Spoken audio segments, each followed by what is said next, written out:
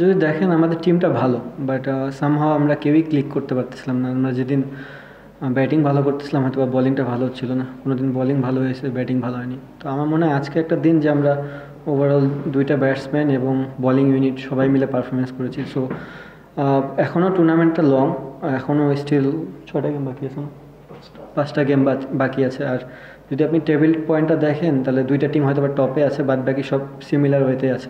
আমার মনে হয় আজকের ম্যাচটা জেতার পর আমাদের রান রেটটা একটু ভালো হয়ে যাবে। সো স্টিল আমাদের নেক্সট গেমও জিততে হবে, যে কয়টা গেম আছে ব্যাক টু ব্যাক জিততে হবে। বাট আমার মনে হয় প্লেয়ার একটা রিদম পেয়েছে আজকের ম্যাচের পর।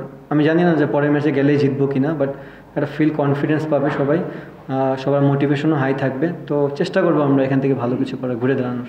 ভাবনা একই আছে, যেহেতু চ্যাম্পিয়ন্স ট্রফির বিষয়টা যদি বলেন, এটা আমার হাতে নেই। এটা সিলেক্টরদের সম্পূর্ণ কল।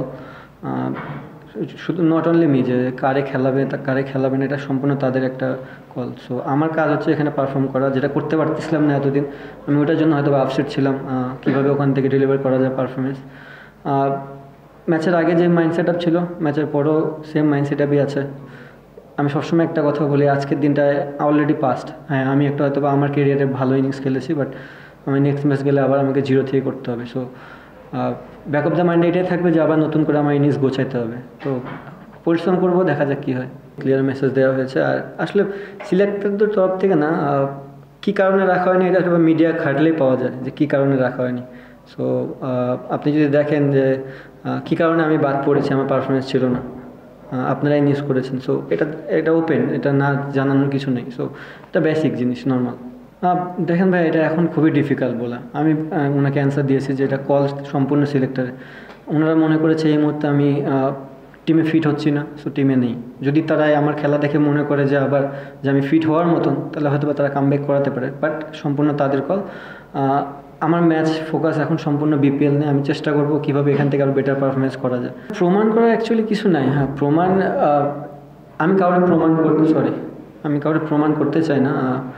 একটা জিনিসই সব সময় ব্যাক অফ দ্য মাইন্ডে থাকে যে নিজের ক্রিকেটটা কীভাবে ইমপ্রুভ করা যায়। আমার মনে হয় লাস্ট কিছুদিন যাবৎ আমার ক্রিকেটটা খুব একটা ভালো যাচ্ছিল না। সো চেষ্টা করব যে পারফরমেন্সটা আজকে করছি, আমি বলবো না যে নেক্সট দিন যে গেলেই সেম পারফরমেন্স হবে, বাট চেষ্টা থাকবে যেন ধারাবাহিকতা কন্টিনিউ করা যায়। আর সিলেটের যেটা কথা বললেন, মাঠ দেখেন, চিটাগাংয়েও আমি রান করেছি অনেক। জিনিসটা তেমন না, যখন যে ব্যাটসম্যান ওই দিন ভালো বল দেখে, ভালো ফিল করে, সে সব মাঠই একই রকম লাগে তার কাছে। দেখেন, ফার্স্টে যেটা বললেন যে ওয়াইফ, তো সবার ক্ষেত্রেই সবার ওয়াইফই সবাইকে সাপোর্ট করে, তো এদিক দিয়ে কমতি কখনোই ছিল না।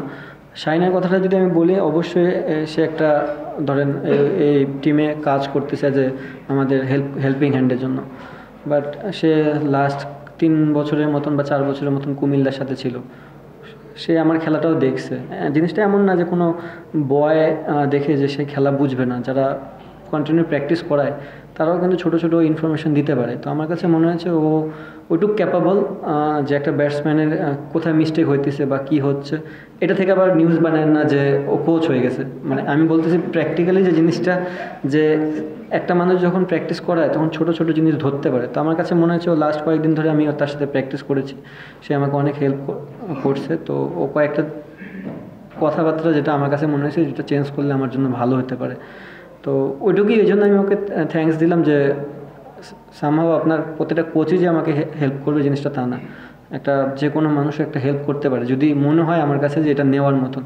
তো ওই জন্য ওরা থ্যাঙ্কস যে আমার। আর ও সবসময় একটা জিনিস আমাকে, মানে আমি লাস্ট কয়েকদিন ধরে ইনিংসে খুব ভালো হচ্ছিল না, বাট ও আমাকে সবসময় ব্যাক করেছে যে এটা কিছুই না, নর্মালি প্র্যাকটিস করলে কী কী জিনিস হচ্ছে ওটা করলে ঠিক হয়ে যাবে।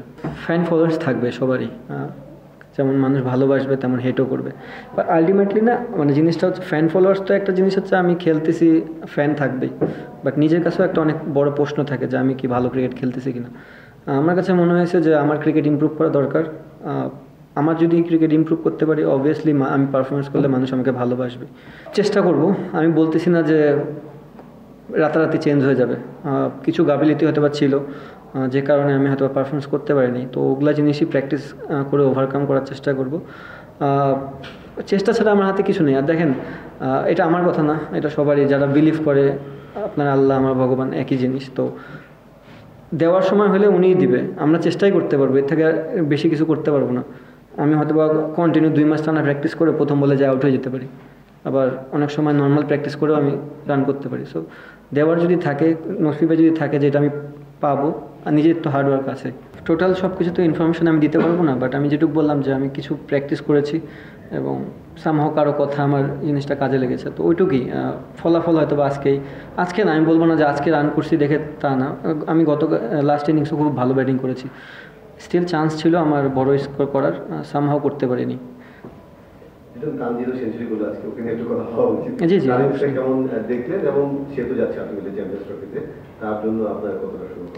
দেখেন ওর ইনিংস, আমি বললাম যে যখনই একটা মানুষ সেঞ্চুরি করে বা বড় ইনিংস খেলে, তার সাথে পার্টনারদের রোলটা অনেক ইম্পর্টেন্ট। কিছু ওভার দেখবেন যে আমি অ্যাটাক করেছি, কিছু ওভার ও অ্যাটাক করেছে, যে কারণে আমাদের মিডিলে কোনো বাড়তি প্রেশার আসেনি, আমি ইজিলি কয়েকটা ওভার সিঙ্গেলও খেলতে পেরেছি। সো আমার কাছে মনে হয় দুইজনই আমরা খুব ভালো ব্যাটিং করেছি এবং দুইজনই ডমিনেটিং ইনিংস খেলেছি। আর চ্যাম্পিয়ন্স ট্রফি তামিমকে টিমে চান্স পাওয়ার জন্য বেস্ট অফ কংগ্রাচুলেশন, অ্যান্ড চাবো যেন ও পারফরমেন্সটা ওখানেও শো করতে পারি। নট অনলি তামিম, যেহেতু আমি বাংলাদেশ টিমে খেলি, আমার টিমমেটরা আছে, আমি চাবো যে বাংলাদেশ টিম যেন ভালো রেজাল্ট করে।